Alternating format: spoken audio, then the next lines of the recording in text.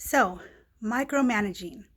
It's when we take control or try to take control of a person, place, thing, situation, because we feel like if we don't take control of it in that moment, that somebody's going to drop the ball, things are going to get messed up, and it's all going to fall apart. And so we have to be right there looking after every little detail to make sure it goes right. And sometimes that's necessary. Like, say, if you're doing a job at work and you're the manager and you're the boss, you are trusted to make sure things go through, right? There's a place and a time to micromanage, but like inwardly, like spiritually in our walk with God, there's times where we start to micromanage just life situations, and we don't really need to be doing that, because if we really trust in God and the root that we're acting in is not fear, we'll do our due diligence, we'll take care of what we got to take care of. But if it starts to look funny, we're not going to stress out, lose our peace, treat people bad, snap at others.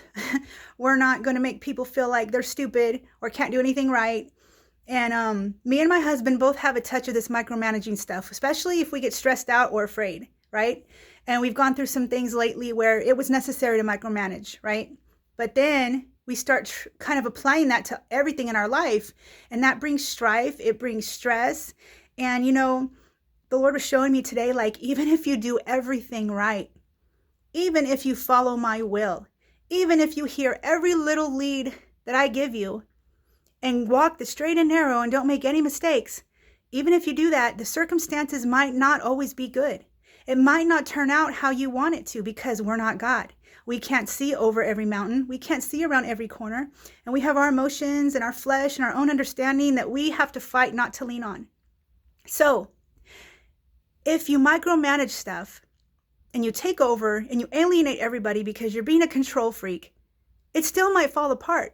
Then you wasted all your time stressing, getting your cholesterol up, I don't know, your blood pressure, my bad, not cholesterol, blood pressure, getting your blood pressure up, and it was all for nothing because it still turned out not to be how you wanted it. So let go and let God doesn't sound like such a cliche when you think about it like that, We can do the best we can, but we have to trust God with results many times, because it's not going to always be what we wanted, what we were counting on, what we were hoping for. And we live in a time where everything seems to be falling apart. The systems man created, everything that we've depended on that was stable for years is slowly unraveling. Whether you're making a call to the cable company, dealing with government agencies or schools or whatever, hospitals, everything seems like it's chaos, and it is, right? But the spirit of the world doesn't live in us. The spirit of God lives in us. So even though there's chaos in the world, we don't have to let that in. And when we start micromanaging and being control freaks, we're letting that worldly system into our lives, and we're not trusting in God for the outcome, even if it's not the outcome we want. And that's going to happen a lot. And many people get mad at God.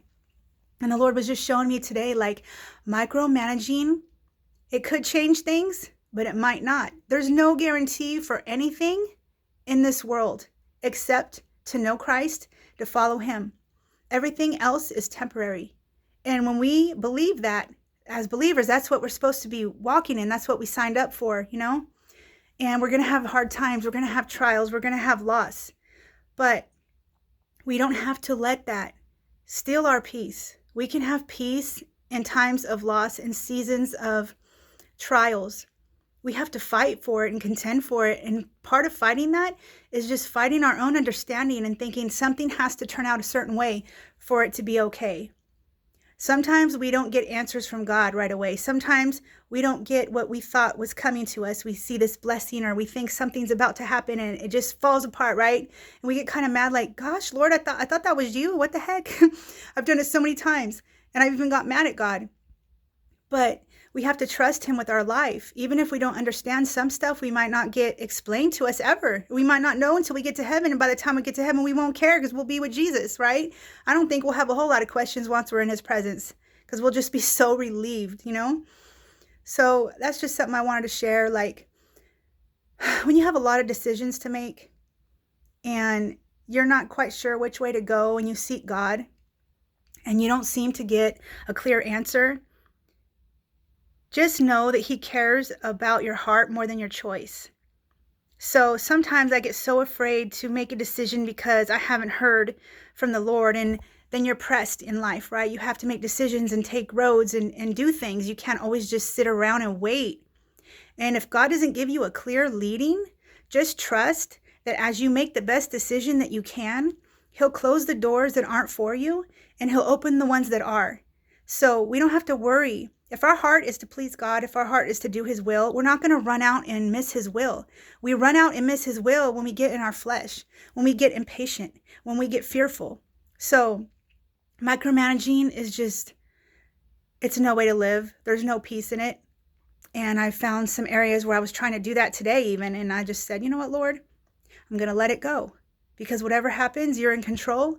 I signed up for this. I gave my life to you. So I'm going to walk this out and really trust you like I say I do. And if things don't turn out how we hoped, you know what? It's okay. I have a friend named Victor, and he was always getting sick. He has a chronic illness, and he was in and out of the hospital all the time. And one day he said to me, he said, you know, sis, if I lose everything I own and everything I have Jesus, and that's enough to rebuild a whole life with. And I'll never forget him saying that because it just pierced my heart. It was so beautiful. Like, it's so true. Like, we have him. Do we appreciate him? Do we still think we have him if we lose everything that we hold dear? Do we still trust him if everything around us suddenly changes? Will we? Do we really know him like that? We're going to find out in the days to come because times are hard. And we're all going to see the flaws inside of ourselves as we go through trials. I just wanted to tell somebody today, let go and let God. Don't micromanage. Do the best you can. But if you start feeling stressed out or you feel like you're operating in strife because you're trying to control a person, place, or a thing, let go and let God. Walk away, pray, get your heart right, because that's what God cares about at the end of the day. God bless you.